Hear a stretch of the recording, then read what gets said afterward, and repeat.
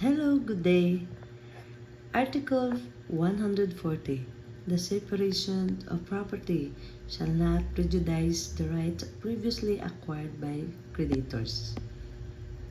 This article asserts that the separation of property between spouses, typically established through a marital property regime, like a separation of property agreement, will not affect the rights that creditors had prior to the separation.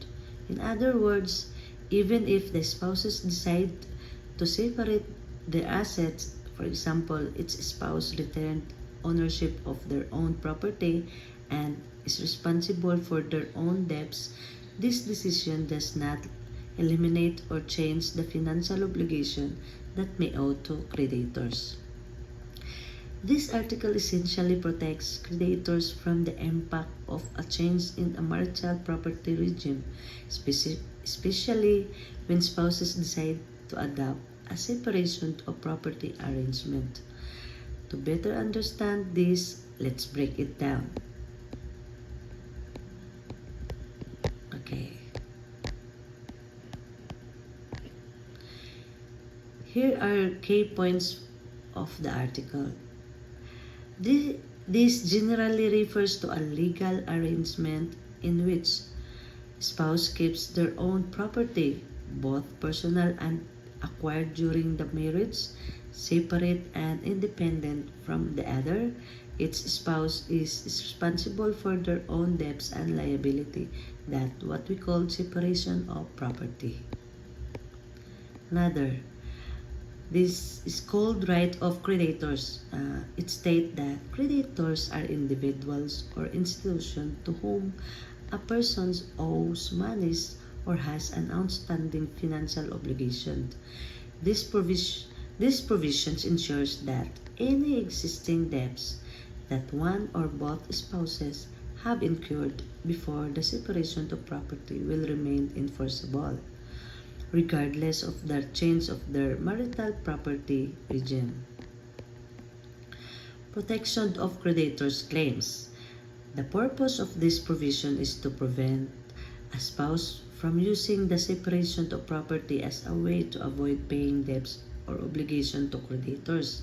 For example, if a spouse has accumulated debts prior to the separation of property, the creditor can still claim those debts from that spouse even after property separation. How the provision works. Protection of creditors. Article 40 explicitly states that creditors' rights which were acquired before the spouses decide to separate their property will remain intact. In simple terms, even if the spouses decide to change their marital property, where property is shared to one where it is separate, this change does not absolve the existing obligation to the creditors. The creditors can still enforce their claims, whether it's through garnishment, lawsuits, or other collection methods against the spouse who owe the debt, regardless of the new property regime.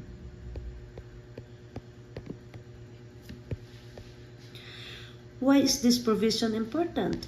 Protection of creditors. The provision ensures that creditors cannot be bypassed or harmed by a change in the property regime of the spouses. It prevents a situation where a spouse could seek to avoid paying a debt by simply shifting to a separation of property regime.